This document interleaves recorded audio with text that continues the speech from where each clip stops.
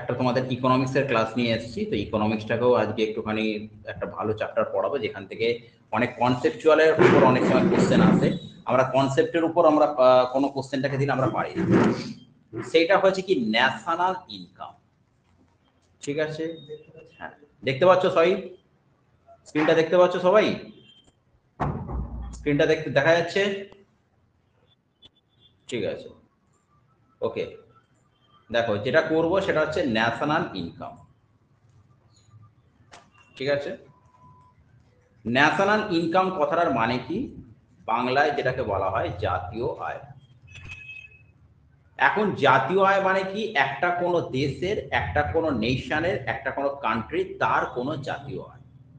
ঠিক আছে, এখন আয়গুলো কোথা থেকে, প্রথম কথাই আয় জিনিসটা কি আছে সেই জিনিসটাকে বুঝতে হবে।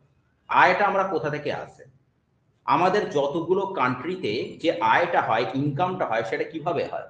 ঠিক আছে, একটা হচ্ছে কি, যারা হচ্ছে কি, যদি দুটো ক্যাটাগরিতে আমরা ডিভাইড করতে পারি, যে একজন সার্ভিস হোল্ডার মানে যারা চাকরি করে, আর একজন হচ্ছে বিজনেস হোল্ডার মানে যারা বিজনেস করে।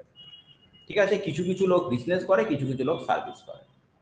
যারা সার্ভিস করে তারা কি সার্ভিস করে? তারা যে কোনো সার্ভিস দেয়, কারণ অফিসে কি দেওয়া হয়? অফিসে তোমাকে সার্ভিসটাই দেওয়া হয়। ঠিক আছে, তাহলে তারা সার্ভিসটাকে তারা সেল করে, তারা তাদের সার্ভিসটাকে সেল করে, তারা একটা আর্নিং করছে। আর বিজনেস হোল্ডাররা কি করছে? বিজনেস হোল্ডাররা তারা কোনো গুডসকে, ঠিক আছে, কোনো গুডসকে, গুডস মানে কি? পণ্য, তারা পণ্যকে তারা সেল করে তারা ইনকাম করছে। তার মানে সোজা ইনকাম থেকে এইটা দুটো ক্যাটাগরিতে আমরা এটাকে ডিভাইড করতে পারি। একটা হচ্ছে কি গুডস থেকে, ইনকামটাকে আমরা দুটো ক্যাটাগরিতে ডিভাইড করতে পারি। একটা হচ্ছে কি, যে গুডস রয়েছে, গুডস থেকে ইনকাম, আর একটা হচ্ছে সার্ভিস থেকে ইনকাম। ঠিক আছে, এই গুডস অ্যান্ড সার্ভিস থেকে যে ইনকামটা, সেটা কি বলা হয়? ইনকাম। ঠিক আছে, এবারে ইনকাম ট্যাক্স, অনেক সময় কথাটা আসে না, ইনকাম ট্যাক্স। ট্যাক্সটা কিসের উপর? এই গুডস অ্যান্ড সার্ভিসের উপর যে ইনকামটা আমরা বললাম সেইটার উপর আমাকে ট্যাক্স দিতে হয়। যাই হোক, এখন এই ন্যাশনাল ইনকামের উপর অনেকগুলো ব্যাপার আমাদের একটুখানি ক্লিয়ার আছে। যেমন ধরো প্রথম একটা ব্যাপার আছে, সেটা হচ্ছে জিডিপি। এর মানেটা কি? Gross domestic domestic product. ঠিক আছে, দেখো তোমরা যদি কেউ চাকরি করো তাহলে ব্যাপারটা একটু বুঝতে পারবে। ঠিক আছে, চাকরিতে একটা কি হয়? গ্রস ইনকাম থাকে, আর একটা তোমার থাকে নেট স্যালারি। একটা গ্রস স্যালারি থাকে, একটা নেট স্যালারি। গ্রস স্যালারি মানে কি? তোমার যে টোটাল ইনকাম, তা তোমার যে অ্যালাউন্স, টোটাল যোগ করে যেটা হবে সেটা হচ্ছে তোমার গ্রস স্যালারি। সেখান থেকে তুমি যখন সরকারকে ট্যাক্স দিচ্ছ, তুমি পিএফ এ যখন কিছু টাকা জমা রাখছো, সেখান থেকে যেটা মাইনাস করে সেটা তোমার নেট স্যালারি। তাহলে গ্রস, গ্রস মানেটা কি রয়েছে? যে যেখান থেকে শুধুমাত্র আর্নিংটা হবে। গ্রস ডোমেস্টিক প্রোডাক্ট, প্রোডাক্টটা তার মানে কি হচ্ছে? যেখান থেকে আমার শুধুমাত্র হচ্ছে আর্নিংটা হবে। ঠিক আছে, তাহলে গ্রস ডোমেস্টিক প্রোডাক্ট বলতে কি রয়েছে? একটা কোনো অর্থবর্ষে, অর্থবর্ষ মানে কি? অর্থবর্ষ মানে কি? Financial year. ফিনান্সিয়াল ইয়ারটা কবে থেকে শুরু? আমাদের 1 এপ্রিল থেকে শুরু। তাহলে 1 এপ্রিল, এখন 24 থেকে ফিনান্সিয়াল ইয়ার কি চলতে? 31/3/25। তাহলে 24/25, 25/26, 26/27 এইটাকে আমরা ফিনান্সিয়াল ইয়ার বলতে পারি। আর এইটাকে আমরা অ্যাসেসমেন্ট ইয়ার, অ্যাসেসমেন্ট ইয়ার কোনটাকে বলতে পারি? এই বছরটা যদি ফিনান্সিয়াল ইয়ার হয়, আগের বছরটা হবে অ্যাসেসমেন্ট ইয়ার। মানে ধরো 24/25টা কি হবে? Financial year. এইটার আগের বছরটা কি হবে? 23/24, 23/24টা হবে অ্যাসেসমেন্ট ইয়ার। যাই হোক, আমাদের অ্যাসেসমেন্ট ইয়ারের কনসেপ্টটা আমাদের মাথায় না রাখলেও হবে, কারণ এখানে আমরা ট্যাক্স ব্যাপার নিয়ে পড়ছি না। আমরা বলতে চাইছি এই 24/25 ফিনান্সিয়াল ইয়ারের মধ্যে যেইটা আমাদের একটা কান্ট্রির মধ্যে একটা গুডস বা সার্ভিস প্রোডাকশন করব, সেইটা হচ্ছে আমাদের গ্রস ডোমেস্টিক প্রোডাক্ট। এবার এইখানে অনেক কিছু ব্যাপার লিঙ্ক আপ আছে, সেই ব্যাপারগুলোকে বুঝতে হবে। এখন আমি কি বললাম? গুডস অ্যান্ড সার্ভিসটা সম্বন্ধে নিশ্চয়ই ক্লিয়ার হয়েছে। কিছু কিছু লোক বিজনেস করে, কিছু কিছু লোক সার্ভিস করে। যারা সার্ভিস করে তারা সার্ভিস হলো, যেমন টিচার, টিচার কি করে? তারা সার্ভিসটাকে দেয়। ডাক্তার কি করে? তারা সার্ভিসটাকে দেয়। সার্ভিস হোল্ডাররা কি করে? সার্ভিসটাকে দেয়। সার্ভিস থেকে ইনকাম হচ্ছে, প্রোডাক্ট থেকে ইনকাম হচ্ছে। এইবারে বিজনেসটার মধ্যে আমরা কিছু যে দুটো ক্যাটাগরিতে ডিভাইড করতে পারি।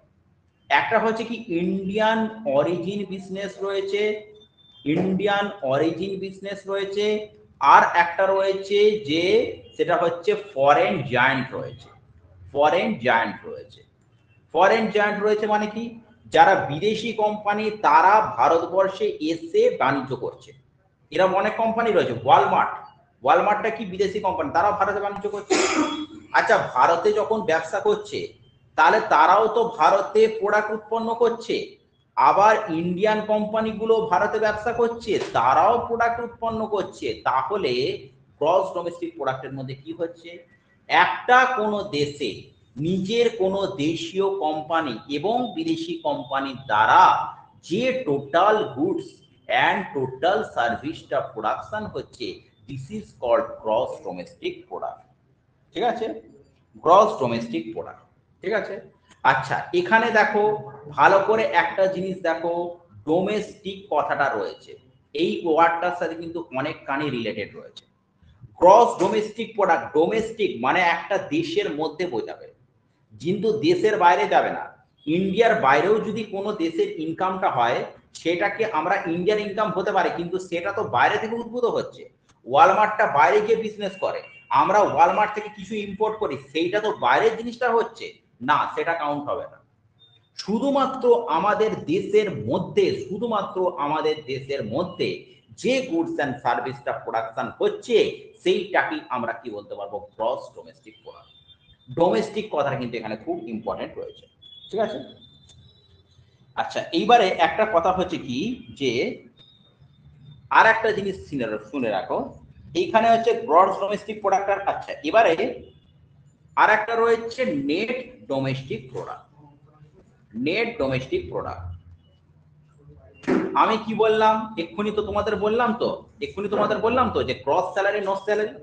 ক্রস স্যালারি মানে টোটাল যেটা রয়েছে, সেখান থেকে যখন তুমি পিএফ বাদ যাচ্ছে, সেখান থেকে যখন তোমার ট্যাক্স বাদ যাচ্ছে, তখন তোমার সেটা হচ্ছে নেট স্যালারি হচ্ছে। তাহলে গ্রস ডোমেস্টিক প্রোডাক্ট তার মানে কি হয়ে গেল, এটা টোটাল একটা কান্ট্রির মধ্যে যে গুডস এন্ড সার্ভিসটা আমাদের দেশীয় কোম্পানি প্লাস বিদেশি কোম্পানি যেটা প্রোডাকশন করে, সেটা হলো গ্রস ডোমেস্টিক প্রোডাক্ট। এখান থেকে কি বাদ যাচ্ছে, ডেপ্রিসিয়েশন। যারা ডেপ্রিসিয়েশন ওয়ার্ডটা না জানো তাদেরকে আমি একটুখানি ভালো করে এক্সপ্লেন করে দিচ্ছি। ধরো তুমি আজকে একটা কম্পিউটার কিনলে, কত টাকা দিয়ে কম্পিউটার কিনলে, মনে করো 30,000 টাকা দিয়ে। আজ থেকে 5 বছর পরে এই কম্পিউটারটার কি ভ্যালু 30,000 টাকা থাকবে? থাকবে কি 30,000 টাকা ভ্যালু? ঠিক আছে গাইস, কেউ একজন রিপ্লাই করো, থাকবে?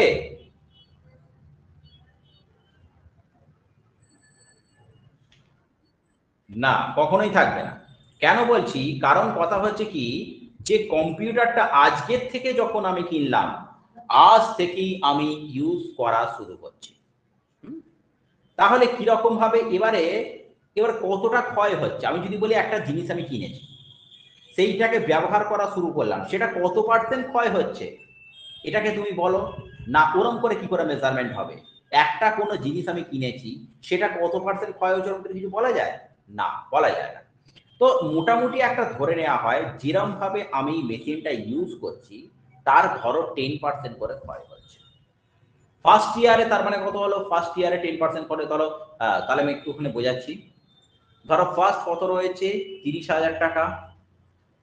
ফার্স্ট ইয়ারে কত হচ্ছে, তার 10% ক্ষয় হচ্ছে, মানে কত হলো, 3,000 টাকা।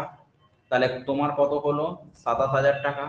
তারপরে সেকেন্ড ইয়ারে কত হচ্ছে, আরো 10% ক্ষয় হচ্ছে, তার মানে কত হলো, 2,700 টাকা। ঠিক আছে, তাহলে কত, 24,300 টাকা। থার্ড ইয়ারে কত হচ্ছে, আরো 10% ক্ষয় হচ্ছে, মানে আরো এ টাকা, তার মানে কত হচ্ছে, 13 এইরকম করে। তার মানে 3 বছর পরে ভ্যালুটা এটা দাঁড়াচ্ছে।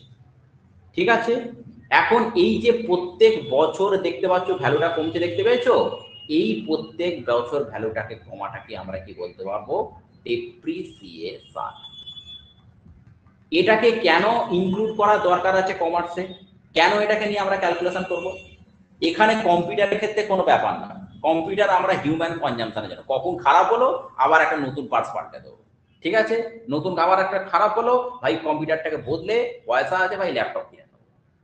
কম্পিউটারের ক্ষেত্রে ব্যাপার করা নয়। কিন্তু যেখানে বড় বড় ফ্যাক্টরিতে চিন্তা করো, বড় বড় মেশিন রয়েছে, এমব্রয়ডারি মেশিন কেউ কোনোদিনও দেখেছো? এমব্রয়ডারি মেশিন যেখানে প্রচুর মানে গার্মেন্টস এর জন্য যেটা লাগে এমব্রয়ডারি মেশিন কেউ কোনোদিনও দেখেছো? এমব্রয়ডারি মেশিন গাইস অ্যান্সার দাও, রিপ্লাই করো।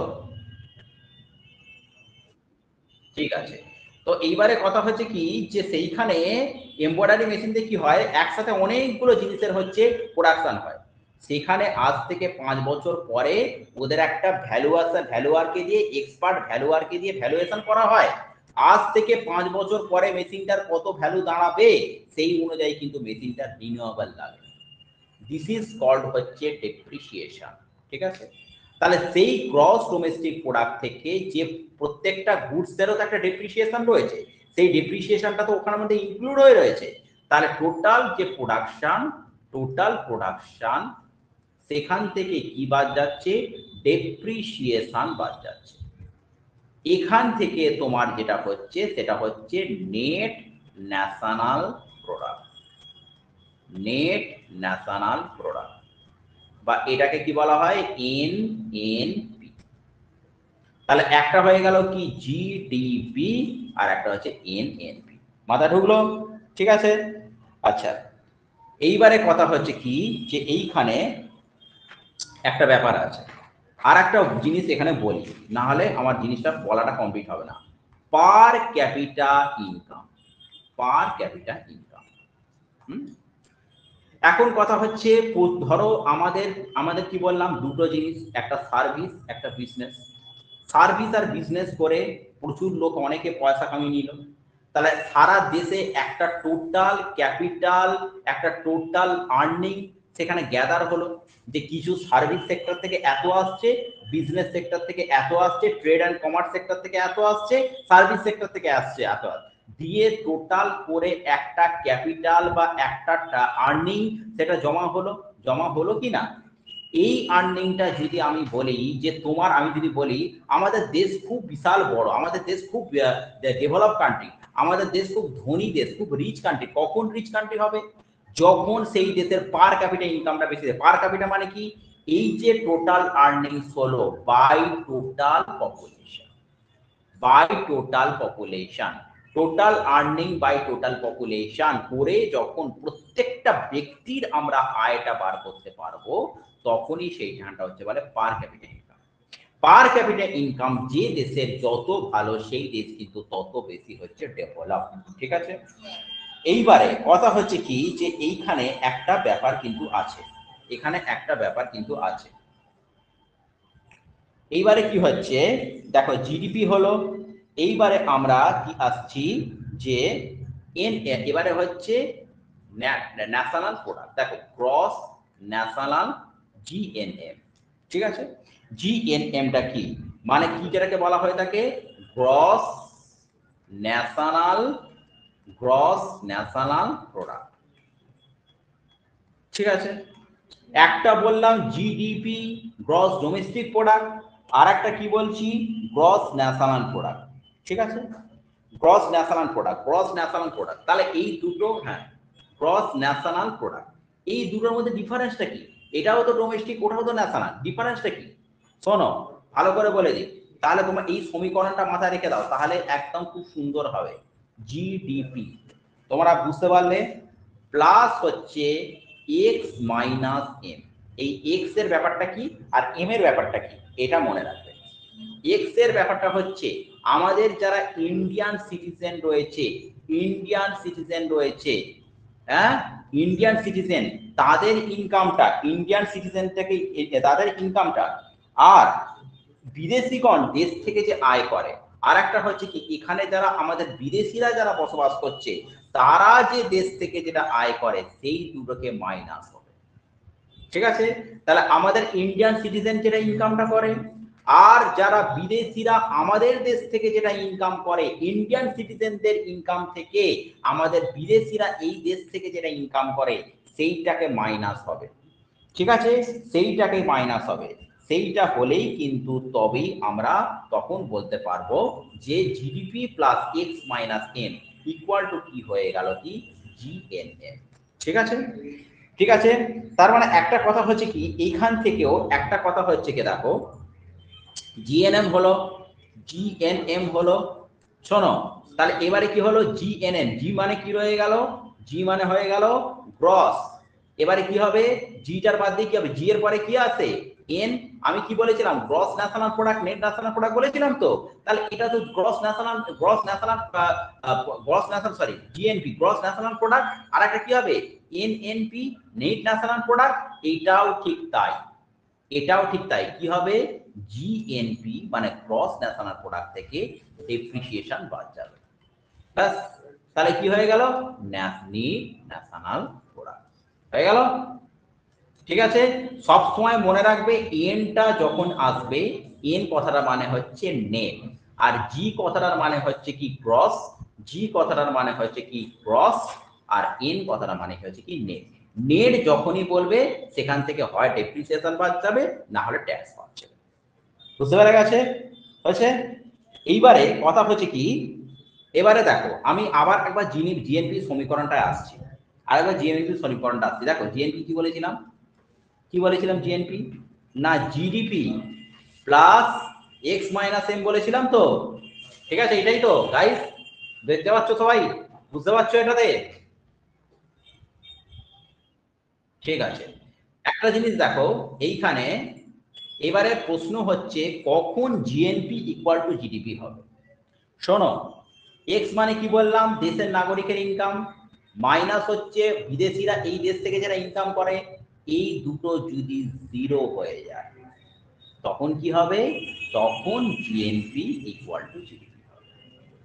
ঠিক আছে, তাহলে কখন জিএনপি ইকুয়াল টু জিডিপি হবে, যখন এই রকম কেসটা হবে। এক্সটা হচ্ছে কি দেশের নাগরিকদের ইনকামটা রয়েছে, দেশের নাগরিকদের হচ্ছে আচ্ছা এক্সটা আরেকটা জিনিস বলে দিলাম, দেশের নাগরিকদের বৈদেশিক আয়, হ্যাঁ দেশের নাগরিকদের বৈদেশিক আয়, আমি তখন এই টার্মটা বৈদেশিক ওয়ার্ডটা একটু মিস করে গেছিলাম। দেশের নাগরিকদের বৈদেশিক আয় আর বিদেশিগণ দেশ থেকে যে আয়টা নিয়ে চলে আসে, সেইটা দুটো যদি মাইনাস করে জিরো হয়ে যায় তখনই কিন্তু জিএনপি ইকুয়াল, নাহলে কিন্তু জিএনপি ইকুয়াল টু জিডিপি কখনোই নয়। জিএনপি ইকুয়াল টু জিডিপি তখনই আমরা বলতে পারবো এই দুটো কেস যখন সমান হবে। ঠিক আছে, মাথা ঢুকলো এটা? জিডিপি আর জিএনপি আর এনএনপি এগুলো সব মাথায় ঢুকেছে, মাথা ঢুকেছে এগুলো?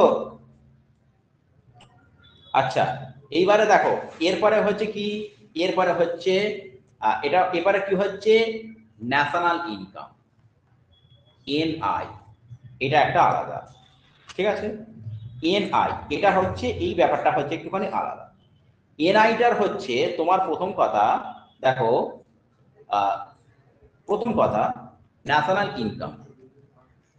ঠিক আছে, ন্যাশনাল ইনকাম, এই ন্যাশনাল ইনকামের মধ্যে কিন্তু এখানে যেটা তোমাকে জিনিসটা চিন্তা করতে হবে, ন্যাশনাল ইনকাম। এবারে বলছি ন্যাশনাল ইনকাম, ন্যাশনাল ইনকামের মধ্যে কি রয়েছে, ন্যাশনাল ইনকামের মধ্যে হচ্ছে প্রথম কথা আমাদের ইন্ডিয়ানদেরও ইনকাম হচ্ছে, প্লাস হচ্ছে যে সমস্ত ফরেন কোম্পানি ইন্ডিয়ায় এসে বিজনেস করছে তাদেরও ইনকাম, তবেই কিন্তু ন্যাশনাল ইনকাম হচ্ছে। ন্যাশনাল ইনকামের মধ্যে কি আসছে, ইন্ডিয়ান কোম্পানি যেটা আমাদের থেকে এখানে ইনকামটা করছে, প্লাস যে ফরেন কোম্পানিগুলো যেগুলো রয়েছে তারা যে ইন্ডিয়া থেকে যে আর্নিংসটা করছে, সেটাও দুটোকে মিশিয়ে কিন্তু একটা ন্যাশনাল ইনকাম হচ্ছে। হয়েছে, এইবারে কথা হচ্ছে কি ন্যাশনাল ইনকাম পরিমাপ করবার অনেক পদ্ধতি রয়েছে। ঠিক আছে, এই ন্যাশনাল ইনকাম পরিমাপ করবার যে পদ্ধতিগুলো রয়েছে সেগুলোকে কে বলেছিল, একজন ব্যক্তি বলেছিল, সেই ব্যক্তির নাম হচ্ছে সাইমন কুজনেটস। ঠিক আছে, সাইমন কুজনেটস। তার আগে একটা বলে দিই যে একটা কথা হচ্ছে তোমাদের যে এনএনপি, ধরো একটা কথা হচ্ছে যদি ফ্যাক্টর কস্টে পাওয়া যায়, নেট ন্যাশনাল প্রোডাক্ট সম্বন্ধে নিশ্চয়ই এক্ষুনি বলালাম যে নেট ন্যাশনাল প্রোডাক্টটা বুঝতে পারলে কি, নেট ন্যাশনাল প্রোডাক্টের সম্বন্ধে আইডিয়া হয়েছে তো, জিএনপি মাইনাস ডেপ্রিসিয়েশনটা বুঝতে পারলে তো ওই কেসটা?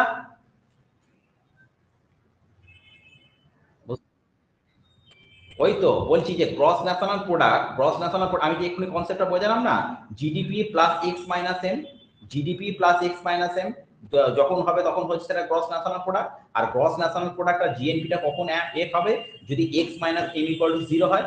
মানে আমাদের দেশের নাগরিকদের বৈদেশিক ইনকাম প্লাস হচ্ছে যারা বিদেশিরা রয়েছে তারা অন্যান্য দেশ থেকে যে ইনকামটা আছে সেই দুটোকে যদি মাইনাস হয়ে যায় তখন ওটা কি হবে, জিডিপি ইকুয়াল টু জিএনপি হবে।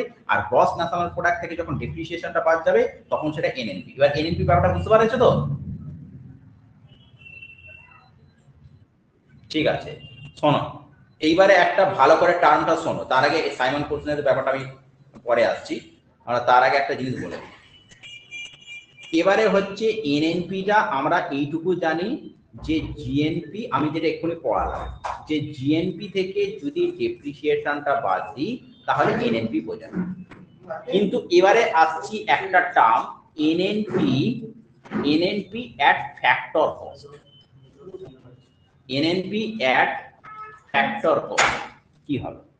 এনএনপি অ্যাট ফ্যাক্টর কস্ট, ঠিক আছে, এনএনপি অ্যাট ফ্যাক্টর কস্ট। শোনো তাহলে কি হবে, এনএনপি ঠিক আছে অ্যাট মার্কেট প্রাইস, মানে মার্কেট বাজার মূল্য ওয়াইজ, বাজার মূল্য ওয়াইজ যে প্রোডাক্টগুলো এখানে সেল হয়েছে তাদের বাজার মূল্য কত, এনএনপি অ্যাট মার্কেট প্রাইস, সেখান থেকে কি বাদ যাচ্ছে, ইনডাইরেক্ট ট্যাক্স। আচ্ছা ইনডাইরেক্ট ট্যাক্স সম্বন্ধে একটুখানি বলে দিই তাহলে বুঝতে পারবে, তারপরে এই জিনিসটাই আসে। ট্যাক্স আমাদের কি হয়, দু ধরনের, কি হয়, একটা হলো কি ডাইরেক্ট ট্যাক্স আর একটা হলো কি ইনডাইরেক্ট ট্যাক্স। এই ব্যাপারটা কি ডাইরেক্ট ট্যাক্স ইনডাইরেক্ট ট্যাক্সের ব্যাপারটা কি? ডাইরেক্ট ট্যাক্স মানে আমরা যেটা ডিরেক্টলি কি গভর্নমেন্টকে পে করছি, আমার ইনকাম হচ্ছে, তোমার ট্যাক্স দরকার তো ঠিক আছে আমি তোমাকে গিয়ে একদম ডিরেক্টলি টাকা দিচ্ছি। ইনডিরেক্ট ট্যাক্স মানে কি, যেটা আমরা ডিরেক্টলি গভর্নমেন্টকে দিচ্ছি না, কারো ভায়া মারফত গভর্নমেন্টকে আমরা দিচ্ছি। যেমন কিরকম, এই ইনডাইরেক্ট ট্যাক্সের একটুখানি কনসেপ্টটা বোঝান যে কিভাবে ভায়া মারফত আমরা দিচ্ছি। মনে করো আমরা একটা শার্ট তৈরি করছি, সেই শার্টটা কে বলা হয়, ম্যানুফ্যাকচার। শার্টটা তৈরি করলো, শার্টটা তৈরি করবার জন্য আমাকে কি করলো, শার্টের হচ্ছে মেটেরিয়ালস গুলোকে কিনে আনলো, মেটেরিয়াল গুলো কিনে আনার জন্য তখন কি হলো, ট্যাক্সটাকে দিল তো, ম্যানুফ্যাকচার ট্যাক্সটাকে দিল তো, ওই ট্যাক্সটাকে ম্যানুফ্যাকচার কার থেকে করবে, কার থেকে তুলবে, হোলসেলারের থেকে। কেন, কারণ ম্যানুফ্যাকচার যে ট্যাক্সটাকে দিয়েছে, ম্যানুফ্যাকচার কি করবে, ও না কারোর থেকে তুলে আনবে, কারোর থেকে তুলে আনবে বলতে কার থেকে তুলে আনবে, হোলসেলারের থেকে। তাহলে ম্যানুফ্যাকচার যখন হোলসেলারকে বিক্রি করবে, শার্টের প্রাইস রাখবে, তার সঙ্গে ট্যাক্স রাখবে, হয়েছে। ম্যানুফ্যাকচার হোলসেলার আবার কাকে করবে, হোলসেলার হচ্ছে বিক্রি করবে রিটেলার, রিটেলারকে কি করবে, প্রাইস দেবে, ট্যাক্স দেবে। তাহলে এই ট্যাক্সটা যেটা হোলসেলার দিল সেটা রিটেলার থেকে উসুল করে নিল তো। তার মানে দেখো রিটেলার হোলসেলার মাধ্যমে দিচ্ছে, হোলসেলার ম্যানুফ্যাকচার। হোলসেলার মানে জানো পাইকারি কারবার, মানে যাদের বিজনেস আছে, আমি ধরো কারোর সাথে বিজনেস করতে চাই, সে যদি হোলসেলার থাকে তার মানে তারও বিজনেস রয়েছে। রিটেলার মানে তোমারও সব বিজনেস থাকবে না, তুমি বিজনেসে আসবে সোজা পয়সা দেবে, মাল নিয়ে চলে যাবে, এটা হলো রিটেলার। রিটেলার ট্যাক্স দিচ্ছে হোলসেলারের মাধ্যমে, হোলসেলার ট্যাক্স দিচ্ছে ম্যানুফ্যাকচারের মাধ্যমে, তাহলে ট্যাক্সটা কি হচ্ছে, ইনডিরেক্টলি যাচ্ছে গভর্নমেন্টের কাছে, সেইটাই হয়ে গেল ইনডিরেক্ট ট্যাক্স। এই ইনডিরেক্ট ট্যাক্সের মধ্যে কি কি আছে, কি কি ইনডিরেক্ট ট্যাক্সের মধ্যে আছে দেখো, সবটাই ক্লিয়ার করে দিচ্ছি তোমাদের। এখান থেকে অনেক সময় প্রশ্ন আসে যে which of the following is not indirect tax. Indirect ট্যাক্সের মধ্যে কি কি আছে দেখো, নাম্বার ওয়ান আছে ভ্যাট। ভ্যাটটা কি রয়েছে, value added tax, value added tax. এইটা কাকে দেওয়া হতো, আমাদের রাজ্যের মধ্যে যদি কেউ সেল পারচেজ করতো তাহলে তাকে ভ্যাট দেওয়া হতো, রাজ্যের মধ্যে যদি কেউ সেল পারচেজ করতো তাকে ভ্যাট দেওয়া হতো। ভ্যাটটা কাকে দেওয়া হতো, ডাইরেক্ট রাজ্য সরকারকে দেওয়া হতো। 2 নম্বর কি রয়েছে, সিএসটি। সিএসটি মানে কি রয়েছে, central sales tax, central sales tax. Central sales tax কাকে দেওয়া হতো, ডাইরেক্ট সেন্ট্রাল গভর্নমেন্টকে দেওয়া হতো। 3 নম্বর কি রয়েছে, এক্সাইজ ডিউটি। এক্সাইজ ডিউটিটা কাকে দেওয়া হতো, এটা হচ্ছে একটা রাজ্য থেকে যদি আরেকটা রাজ্যে মাল যেত তখন এক্সাইজ ডিউটি। তারপর কি রয়েছে, কাস্টম ডিউটি। কাস্টম ডিউটিতে কি রয়েছে, একটা কান্ট্রি থেকে যদি আরেকটা কান্ট্রিতে মাল যেত তাহলে কাস্টম ডিউটি। এই সব কটা ট্যাক্সকে বলা হয় ইনডাইরেক্ট ট্যাক্স। যে ইনডাইরেক্ট ট্যাক্স গুলোকে একত্রিত করে 1 জুলাই 2017-তে একটা ট্যাক্স এসেছে, সেইটার নাম হচ্ছে GST, goods and service tax. Goods and service tax টা কি রয়েছে, all the indirect taxes subsumed under the 1st July 2017, that is called GST, Goods and Service Tax। ঠিক আছে, তো আমি যেটা বোঝাচ্ছিলাম, ঠিক আছে, যে দেখো কি আছে, যেটা বোঝানো হচ্ছে যে নেট ন্যাশনাল প্রোডাক্ট মানে এনএনপি, আমি শর্টেই লিখছি NNP. NNP at factor cost, factor cost মানে কি রয়েছে, মার্কেট প্রাইসটা, ঠিক আছে, মাইনাস সেখান থেকে কি বাদ যাচ্ছে, ইনডিরেক্ট ট্যাক্স, ইনডিরেক্ট ট্যাক্স হয়েছে, ইনডিরেক্ট ট্যাক্স বাদ যাচ্ছে, ঠিক আছে, ইনডিরেক্ট ট্যাক্স। আবার দেখো তাহলে কি হলো, এনএনপি এর ফ্যাক্টর কস্টে কি হলো, এনএনপি এর ফ্যাক্টর কস্ট, সেখান থেকে কি হলো, ইনডাইরেক্ট ট্যাক্স। আবার দেখো এই নেট ন্যাশনাল প্রোডাক্টের factor cost minus indirect tax থেকে আবার কি বাদ যাচ্ছে, দেখো ইনডাইরেক্ট ট্যাক্স থেকে বাদ যাচ্ছে সাবসিডি। সাবসিডি মানে কি, গভর্নমেন্ট যেটা দিচ্ছে আমাকে, পেট্রোল একটা হয়তো পেট্রোলিয়াম কিনছি বা গ্যাস কিনছি, গভর্নমেন্ট আমাকে 400 টাকা দিচ্ছে, আমাকে 400 টাকা দিতে হবে, দিয়ে টোটাল 800 টাকা আমি একটা গ্যাস একটা সিলিন্ডার পেয়ে যাচ্ছি, ঠিক আছে, তাহলে সেইটা হলো সাবসিডি। তাহলে ইনডাইরেক্ট ট্যাক্স থেকে যে সাবসিডিটা বাদ যাচ্ছে সেটা, ঠিক আছে, ইকুয়াল টু কি হলো, ইকুয়াল টু কি হলো, NNP, NNP at market price বা ফ্যাক্টর কস্ট। তাহলে আমরা এইটাকে আমরা কি লিখতে পারি, এখান থেকে আমরা কি লিখতে পারি, দেখো আমরা এরকম ভাবে লিখতে পারি, নেট ন্যাশনাল প্রোডাক্ট এতক্ষণ ধরে লিখছিলাম, তাহলে এবারে নেট ন্যাশনাল প্রোডাক্ট থেকে আমাদের কি রয়েছে, এমপি, ঠিক আছে, এমপি মানে কি রয়েছে, মার্কেট প্রাইস, মানে এনএনপি এট মার্কেট প্রাইস, সেই জন্য আমরা কি লিখলাম, এনএনপি আর ব্র্যাকেটে নিচে লিখলাম এমপি, মানে এটার মানে কি, নেট ন্যাশনাল প্রোডাক্ট এট মার্কেট প্রাইস। বুঝতে পেরেছো? ঠিক আছে, এটা ক্লিয়ার হয়েছে সবার কাছে? ক্লিয়ার হলো? ক্লিয়ার হচ্ছে?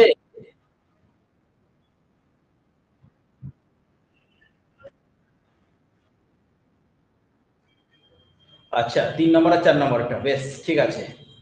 আচ্ছা দেখো সিএসটি আর এক্সাইজ ডিউটিটা ব্যাপারটা কি আমি একটুখানি বলে দিই।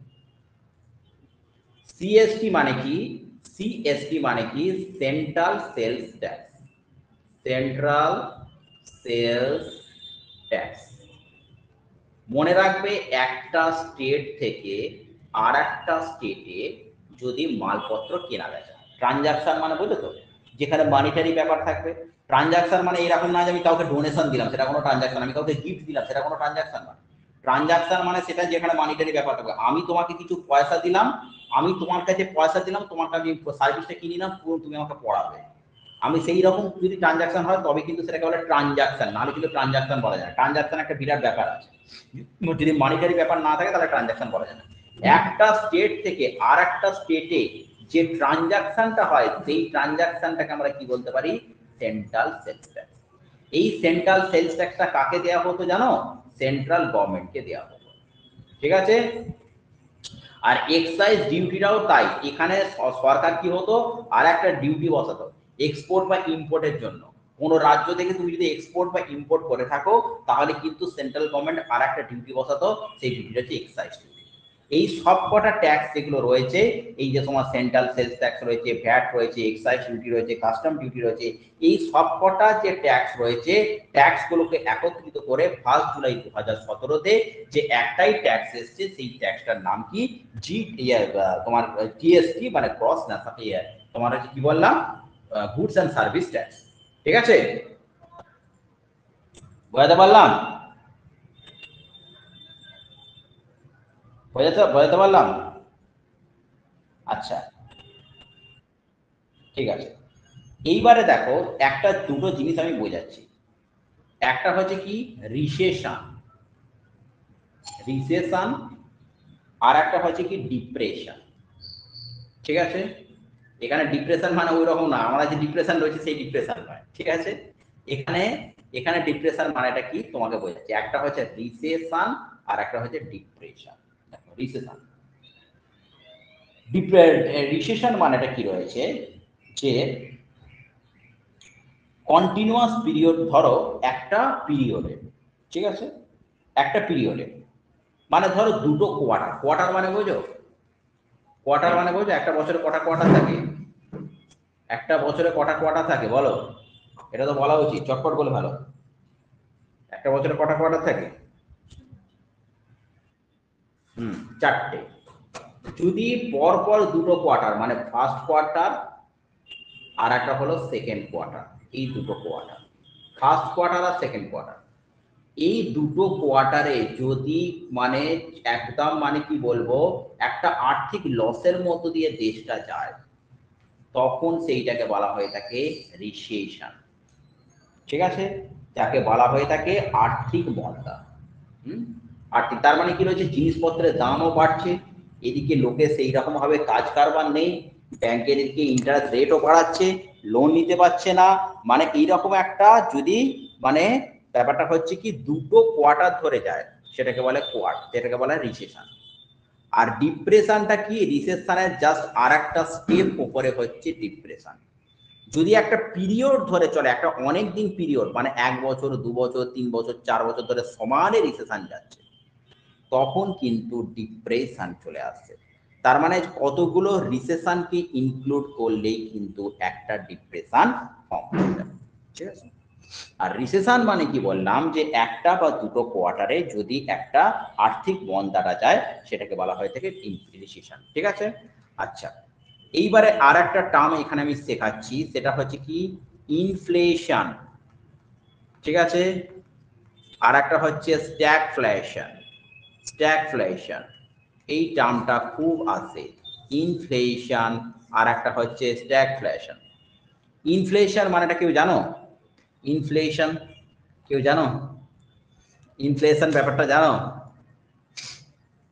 জানো কি ব্যাপারটা, কেউ বলতে পারবে? আচ্ছা, এবারে শোনো, ইনফ্লেশন কথাটার মানে হচ্ছে জিনিসপত্রের দাম বৃদ্ধি। হ্যাঁ, জিনিসপত্রের দাম বৃদ্ধিটা কি বলা হয়ে থাকে, ফট করে আজকে দেখা গেল যে আলুর দামটা হচ্ছে 25 টাকা থেকে 35 টাকা, আর 40 টাকা 45 টাকা হয়ে গেল। সব জিনিসের যখন দাম পড়তে, নিত্য প্রয়োজনীয় ব্যবহার্য জিনিসের যখন দামটা বাড়ছে, তখন সেটা কি হচ্ছে, ইনফ্লেশন হচ্ছে। আচ্ছা আমাকে একটা কথা বলো, এই ইনফ্লেশনটাকে কমানো, কেউ যদি টাইমস অফ ইন্ডিয়া পড়ো না তাহলে এগুলো বুঝতে পারবে। ইনফ্লেশনটাকে কমানোর জন্য সরকার কি ব্যবস্থা নেয় বা আরবিআই কি ব্যবস্থা নেয় জানো? সরকার বা আরবিআই কি ব্যবস্থা নেয় জানো? বলো বলো বলো, কেউ বলতে পারবে? কেউ একটা শুনি, কি ব্যবস্থা নেয় এই ইনফ্লেশনটাকে কমানোর জন্য সরকার বা আরবিআই কি ব্যবস্থা নেয় বলো? কি ব্যবস্থা নেয় বলো, কেউ বলতে পারবে? শুনে নাও তাহলে, সরকার বা আরবিআই যেটা ব্যবস্থা নেয়, একটা মনিটারি পলিসি ডিক্লেয়ার করে। ঠিক আছে, মনিটারি পলিসি। মনিটারি পলিসিটা কি করে, মনিটারি পলিসিতে কি করে, মনিটারি পলিসিতে কি হচ্ছে, রেট অফ ইন্টারেস্টটাকে বাড়ায়। এবারে তুমি বলবে এ আবার কি ধরনের কথা হলো, ইনফ্লেশন একদিকে জিনিসপত্রের দাম বেড়ে যাচ্ছে, লোকে কিনতে পারছে না, আবার এদিকে রেট অফ ইন্টারেস্টও বাড়িয়ে দিচ্ছে, রেট অফ ইন্টারেস্টও বাড়িয়ে দিচ্ছে, এ তো মানে দুদিকেই তো আমাদের সঙ্গে সমস্যায় পড়ে গেল। সেই বলে না, in horns in a to dilemma, দুদিকেই সমস্যায় পড়ে গেলাম। তাহলে এদিকে জিনিসপত্রের দামও বাড়ছে, এদিকে সালা এদিকে আবার কি করছে, ইন্টারেস্ট রেটটাকেও বাড়ছে। এই আবার কি ধরনের সিচুয়েশন রে ভাই, এ তো মানুষ পাগল হয়ে যাবে এরকম ভাবে। না, একটু ডিপে গিয়ে যদি বোঝো জিনিসটা বুঝতে পারবে ইনফ্লেশনটা কিরকম হচ্ছে, কেন ইনফ্লেশনটা হচ্ছে। ইনফ্লেশনটা তো আমরা জানি, মুদ্রাস্ফীতি, হট করে জিনিসের পত্রের দাম বেড়ে যায়। কেন ইনফ্লেশনটা হচ্ছে, যদি আমাদের ডিম্যান্ড, ধরো আজকে তুমি এসি কিনতে গেছো গরমকালে, আজকে এসিটা তুমি যখন কিনবে গরমকালে 1.5 টনের এসি, ঠিক আছে, আমার তো নেওয়ার খুব ইচ্ছা আছে, ঠিক আছে, গরমে মরে যেতে হচ্ছে, ঠিক আছে, নেওয়ার খুব ইচ্ছা আছে, জানি না পরের বছরে মানে নিতে পারবো কিনা, ঠিক আছে। তো একটা আমি যখন এসি আমি গরমকালে কিনতে যাব, তখন এই 40,000 টাকা একটা 1.5 টনের এসি দেখা গেল এটা 45,000 টাকায় চলে যাবে। সেম এসিটা যখন আমি শীতকালে কিনছি, কত টাকা দাম হচ্ছে, 35,000 টাকা। এই 35,000 টাকা থেকে 45,000 টাকা, 10,000 টাকার ডিফারেন্স হয়ে যাচ্ছে একটা সিজনের জন্য। কি করে হচ্ছে রে ভাই, ব্যাপার আছে। গ্রীষ্মকালে এসিটার ডিমান্ডটা প্রচুর থাকে, বিশেষ করে এত যেখানে হিট রয়েছে সেখানে মানুষ এসি ছাড়া বাঁচতে পারে না। ঠিক আছে, আমি এখন এসির মধ্যে বসে আছি বলে বুঝতে পারছি না, ঠিক আছে। তো এখন কথা হচ্ছে কি, যে এসিটা সেই সময় ডিমান্ডটা থাকে যখন প্রচন্ড গরমটা হয়, তার মানে তোমার ডিমান্ডটা প্রচুর রয়েছে, সেই অনুযায়ী কিন্তু সাপ্লাই দিতে পারছে না। তার মানে ডিম্যান্ড অ্যান্ড সাপ্লাইয়ের মধ্যে একটা কি হচ্ছে, ব্যস্তানুপাতিক সম্পর্ক হয়ে যাচ্ছে, একটা কার্ভ রিলেশন শুরু হয়ে যাচ্ছে। ডিম্যান্ড এত, সাপ্লাই কম হয়ে যাচ্ছে, সেই অনুযায়ী সাপ্লাই দিতে পারছে না, যার জন্য কি হচ্ছে, জিনিসপত্রের দামটা বাড়ছে। যদি ডিম্যান্ডের থেকে বেশি সাপ্লাইটা হয়ে যেত তাহলে কি হতো, জিনিসের দামটা কমতো। তাহলে দেখো দেখো তিনটে রিলেশন আমি বলছি, একটা হয়ে গেল কি ডিম্যান্ড, একটা হচ্ছে সাপ্লাই, আর একটা হচ্ছে কি প্রাইস। ডিম্যান্ড বাড়ছে, সাপ্লাই কমছে, প্রাইস বাড়ছে। ডিম্যান্ড কমছে, সাপ্লাই বাড়ছে, প্রাইস কমছে, একদম এরকম রিলেশন। ডিম্যান্ডটা যখন বাড়লো, সাপ্লাইটা যখন কমলো, স্বাভাবিকভাবে প্রাইসটা বাড়বে। আবার ডিম্যান্ডটা যখন কমবে, ঠিক শীতকালের কথা বলছি, এসিটা যখন আমরা শীতকালে কিনতে যাব তখন কি হচ্ছে, সেই অনুযায়ী আমার সাপ্লাইটা কিন্তু সাপ্লাইটা প্রচুর রয়েছে, শীতকালে কি এসি কিনবে, ঠিক আছে, কিন্তু সেই অনুযায়ী সাপ্লাইটা বেশি রয়েছে, সেই জন্য কিন্তু প্রাইসটা কমছে। এইবারে দেখো সেই জন্যই কিন্তু তাহলে ইনফ্লেশনটা হচ্ছে উপরের ক্যাটাগরিটার জন্য, ডিম্যান্ড বাড়ছে, সাপ্লাই কমছে, কিন্তু প্রাইস বাড়ছে, এইটার জন্য ইনফ্লেশনটা হচ্ছে। তাহলে এই ডিম্যান্ডটা কখন বাড়বে, মানুষের ডিম্যান্ডটা কখন বাড়বে, কেউ ভেবে দেখেছে একবার ডিম্যান্ডটা কখন বাড়বে? আমি এসির কথা কখন ভাববো? আমি কি পকেটে 10 টাকা নিয়ে এসির কথা ভাববো? নিশ্চয়ই না। আমার পকেটে যখন পয়সা থাকবে, ভালো একটা পয়সা থাকবে, ভালো আর্ন থাকবে, তখনই আমি পয়সার এর কথা ভাববো, এসির কথা ভাববো। তার মানে ডিম্যান্ডটা আমি তখনই ভাববো যখন আমার পকেটে পয়সা আছে। যখন আরবিআই কি করে, রেটটাকে কিসের জন্য বাড়িয়ে দিচ্ছে, লোকে বেশি পরিমাণ লোনটা নেবে, লোনটা যখন নেবে তখন বেশি পরিমাণ যে টাকাটা, তখন যখন আজকে যেখানে 5% ইন্টারেস্ট দিতে হতো আজকে 10% ইন্টারেস্ট দিতে হবে, তার মানে বেশি পরিমাণ টাকাটা ব্যাংকে গিয়ে ব্লক হয়ে যাচ্ছে। কারোর টাকাটা যদি ওইখানে ব্লক হয়ে থাকে, তার পকেটে, পাবলিকের পকেটে আর পয়সাটা থাকবে? পাবলিকের পকেটে যখন পয়সা থাকবে না, আরে ভাই তখন কি করে কিনতে যাবে সে? পাবলিকের পকেটে যখন পয়সাটা থাকবে না, তখন সে কি করে কিনতে যাবে? তখন কি সে এসির দোকানে গিয়ে বলবে ওরে বাবা এসি একটা, আমাকে একটা এসি কিনতে হবে? সে আজকে একটা বাড়ি করলো, বা একটা গাড়ি করলো, আজকে লোন দিয়ে গাড়ি করলো, যেখানে আগে 5% ইন্টারেস্ট ছিল, এখন 10% ইন্টারেস্ট দিয়ে একটা সে গাড়ি কিনলো, গাড়ি কিনে টাকাটা কি হয়ে গেল, আরবিআই এর কাছে ব্লক হয়ে গেল। ব্লক হয়ে যাওয়ার পরে এবার তারপর হচ্ছে সালা একটা এসি করলে তখন, কিন্তু এখন এসি তো আমার ক্যাপিটাল নেই। এই জন্যই করা হয়েছে মনিটারি পলিসিতে আরবিআই রেটটাকে বাড়িয়ে দেয়, যাতে করে মানি সাপ্লাইটা আমাদের মার্কেটে কমতে থাকে। মানি সাপ্লাইটা যত মার্কেটে কমবে, তত ডিমান্ড কমতে থাকবে, তত সাপ্লাইটা বাড়তে থাকবে, তত ইনফ্লেশন কমতে থাকবে। বুঝতে পেরেছো? বুঝতে পেরেছো গাইস? বুঝতে পেরেছো সবাই? ঠিক, ঠিক আছে, ঠিক আছে। এই জন্যই বলা হয়ে থাকে এটাকে ইনফ্লেশন। এবারে বলতে হবে, একটা কান্ট্রির ইনফ্লেশন কি জিরো হতে পারে? না, কখনোই না। কখনো ইনফ্লেশন জিরো হবে না। কি করে জিরো হবে রে ভাই? আরে ভাই, একটা কোনো দেশে পুলিশ থাকবে না, একটা কোনো দেশে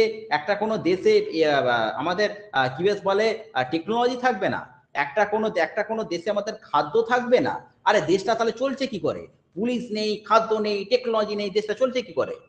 তার জন্য কিছু না কিছু আমাদের ইনভেস্টমেন্ট করতেই হবে। বিশেষ করে আমাদের ইন্ডিয়ার ম্যাক্সিমাম ইনভেস্টমেন্ট কিন্তু ডিফেন্স সেক্টরে হয়। আমাদের ইন্ডিয়ার ডিফেন্সটা আমাদের আমেরিকার মতোই আছে, কত আমেরিকার মতো অত খরচা করতে পারি না, তবে ডিফেন্সে কিন্তু একটা লামসাম অ্যামাউন্ট আমাদের চলে যায়, ঠিক আছে? তো যে দেশে ডিফেন্স নেই এনে, তাই সেই জন্য ইনফ্লেশন কোনোদিনও জিরো হতে পারে না, ঠিক আছে? এইবারে কি হচ্ছে কি, স্ট্যাগফ্লেশন। স্ট্যাগফ্লেশন, ইনফ্লেশনটা বিশাল বিশাল, মানে ইনফ্লেশনটা প্রচুর বেড়ে গেছে, এদিকে গ্রোথটাও হচ্ছে কি হচ্ছে, গ্রোথটাও হচ্ছে তোমার হচ্ছে লো গ্রোথ, ইনফ্লেশনটাও বিশাল, লো গ্রোথ, সেইটাকে বলা হয়ে থাকে স্ট্যাগফ্লেশন, ঠিক আছে? এরকম মার্কেটে অনেক কিছু সিচুয়েশন আমাদের রয়েছে, ঠিক আছে? তাহলে এই কনসেপ্টটা বুঝতে পারা গেল সবার? কনসেপ্টটা সবাই বুঝতে পারা গেছে কি করে তাহলে মনিটারি পলিসি ডিক্লেয়ার করে? আর একটা জিনিস জেনে রাখবে, যারা এখানে ব্যাংকিং এক্সাম দিচ্ছ তারা বুঝতে পারবে, এই দুটো জিনিসকে চিন্তা করো, রেপো রেট, আর একটা হচ্ছে prime lending rate. Prime lending rate, এই দুটো কি ব্যাপার? রেপো রেট আর প্রাইম লেন্ডিং রেট। রেপো রেটটা কি? যে রেটে কমার্শিয়াল ব্যাংক আরবিআই এর কাছ থেকে লোন নেয়, এই যে মনিটারি পলিসিটা যখন ডিক্লেয়ার করে না, যখন প্রত্যেক কোয়ার্টারে মনিটারি পলিসি ডিক্লেয়ার করে না, আরবিআই রেপো রেটটাকে বাড়িয়ে দেয়। রেপো রেটটা বাড়িয়ে দেয় মানে কি, কমার্শিয়াল ব্যাংক মানে বুঝতে পারছো পাবলিক সেক্টর ব্যাংকগুলো, পিএসসি যেগুলো, যেমন ধরো তোমার এই যে ইউনিয়ন ব্যাংক রয়েছে, পাঞ্জাব ন্যাশনাল ব্যাংক রয়েছে, রয়েছে, এই সমস্ত ব্যাংকগুলো, এই সমস্ত ব্যাংকগুলো যখন আরবিআই এর কাছ থেকে লোন নেবে তখন হাই রেটে লোন নেবে। হাই রেটে যদি তারা লোন নেয়, কাস্টমারকেও নিশ্চয়ই অত কম রেটে লোন দেবে না। আরে ভাবা, আমি 12% নিলাম লোন, তা আমি কি করে 10% কি করে কাস্টমারকে দেবো? আমি যদি 12% রেটে আরবিআই এর কাছ থেকে নিই, এটা আমরা কাস্টমারকে 15% অফার আমাকে করতে হয়। আমারও তো বিজনেস, ব্যাংকিংটাও তো একটা বিজনেস। রেপো রেটটা তারা যদি 12% আরবিআই এর কাছ থেকে লোন নেয়, তারা 12% যদি আরবিআই এর কাছ থেকে লোন নেয়, তারা 11% কোনো কাস্টমারকে ছাড়তে পারে না। এটা যদি 12% লোন নেয়, তাহলে অন্তত 15% কাস্টমারকে ছাড়তেই হবে কাস্টমারের জন্য। এই যে কাস্টমারকে যে রেটে লোনটা দেয়, সেইটাকে বলা হয় প্রাইম লেন্ডিং রেট।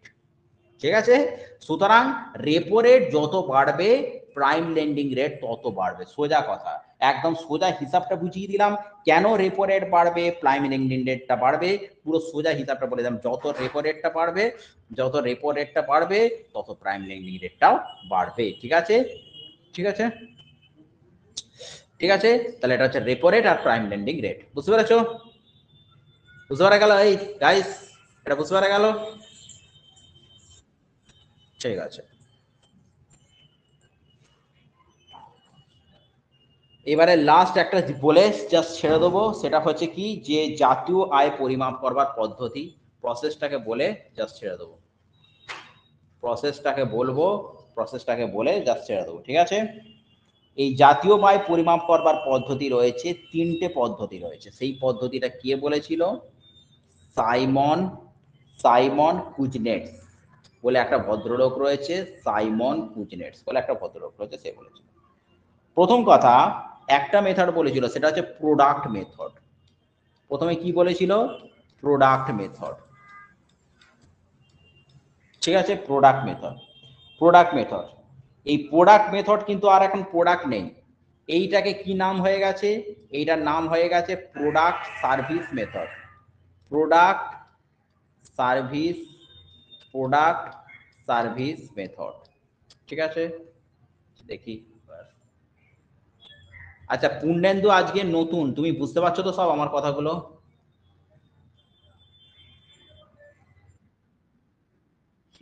ঠিক আছে, তুমি ক্লাসে থাকো, থাকতে থাকতে সব বুঝে যাবে। ঠিক আছে, আর তোমার যদি কোনো অসুবিধা হয় তুমি মেসেজও করতে পারো। হ্যাঁ, যেটা বুঝতে অসুবিধা আছে বলে দেবো, আমি তোমাকে ভয়েস রেকর্ড করে পাঠিয়ে দেবো। বা ঠিক আছে, সেটাকে আরেকবার বুঝিয়ে দেবো।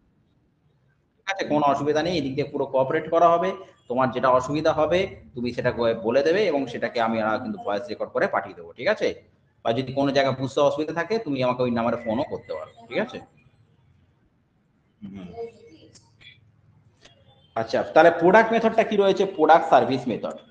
এটা হচ্ছে কি, প্রোডাক্ট সার্ভিস মেথডটা কি রয়েছে, যে কোনো একটা দেশে এক বছরে যে পণ্য বা পরিষেবাটা উৎপন্ন হয় সেইটাকে বলা হয় দেখ প্রোডাক্ট। তাহলে প্রোডাক্ট মেথডটা কি? প্রোডাক্ট মেথডটা হচ্ছে একটা বছরে, একটা বছরে যে গুডস অ্যান্ড সার্ভিসটা প্রোডাকশন হয় সেইটাকে বলা হয়ে থাকে প্রোডাক্ট মেথড। ঠিক আছে, ঠিক আছে। হ্যাঁ, এবারে কথা হচ্ছে কি, যে একটা বছরে একটা কি হচ্ছে, যে গুডস এন্ড সার্ভিসটা প্রোডাকশন হয়, আর তার ফাইনাল প্রোডাক্টটাকে কাকে বলা হয়ে থাকে? তার যে গুডস এন্ড সার্ভিসটার যে নিট মূল্যটাকে। নিট মূল্য মানে বুঝতে পেরেছো? এগুলো এক্ষুনি বলে দিলাম, যে টোটাল গুডস এন্ড সার্ভিসটা যেটা প্রোডাকশন হয় সেখান থেকে কি বাদ যাচ্ছে বাবু? ডেপ্রিসিয়েশন কথাটা বাদ যাচ্ছে। ঠিক আছে, তাহলে সোজা কথা, যদি আমরা প্রোডাক্ট মেথডে ন্যাশনাল ইনকামটা ধরি, প্রোডাক্ট মেথডে ন্যাশনাল ইনকামটা ক্যালকুলেশন করি। ঠিক আছে, প্রোডাক্ট মেথডে ন্যাশনাল ইনকামটা ক্যালকুলেশন করি, তাহলে কি সমীকরণটা বেরোবে? সমীকরণটা এটা বেরোবে, সেটা হচ্ছে কি জিডিপি। জিডিপিটা তো বেরোলো, হ্যাঁ হয়েছে। তারপরে হচ্ছে কি, যে জিডিপি মানে কি হয়ে গেল? জিডিপির মধ্যে কি ইনক্লুড আছে? Gross domestic product. তার মানে কি রয়েছে? আমাদের একটা কান্ট্রি, বললাম তো একটা কান্ট্রি হচ্ছে রয়েছে। আচ্ছা, এইবারে কথা হচ্ছে কি, যে তার সঙ্গে এখানে আর একটা কি বাদ যাচ্ছে, তার সাথে সেইটা অ্যাড হবে, সেটা কি? Income by national from foreign countries. Income by national from foreign countries, foreign countries থেকে যারা ইনকামটা করছে। হ্যাঁ, তাহলে গ্রস ডোমেস্টিক প্রোডাক্ট হলো, গ্রস ডোমেস্টিক প্রোডাক্টটা কি, এটা তো আমাদের দেশের। আর আমাদের যারা ফরেন ন্যাশনালরা যারা আমাদের ইন্ডিয়ায় এসে বিজনেস করছে তাদের ইনকামটা, সেই দুটোকে অ্যাড করা হবে। সেখান থেকে কি হবে, সেই একই ব্যাপার, ডেপ্রিসিয়েশনটা যখন বাদ যাচ্ছে।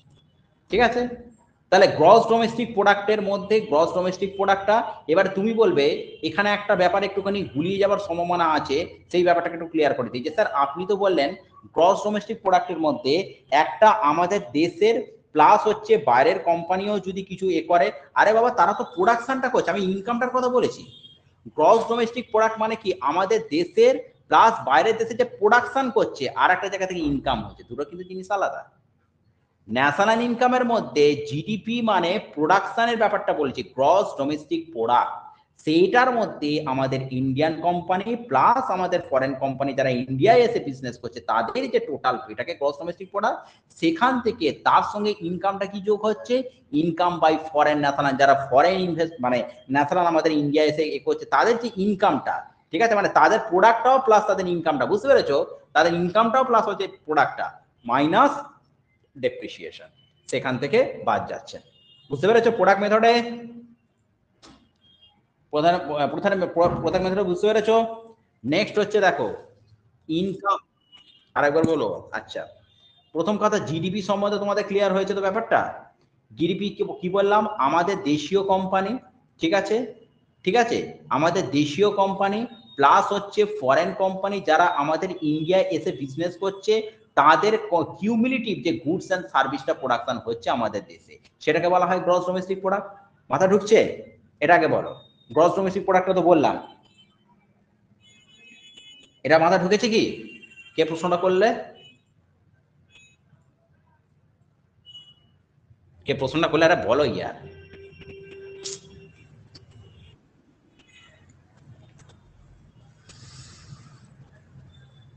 আচ্ছা দেখো, গ্রস ডোমেস্টিক প্রোডাক্ট আমি কি বললাম ভালো করে আবার বলো।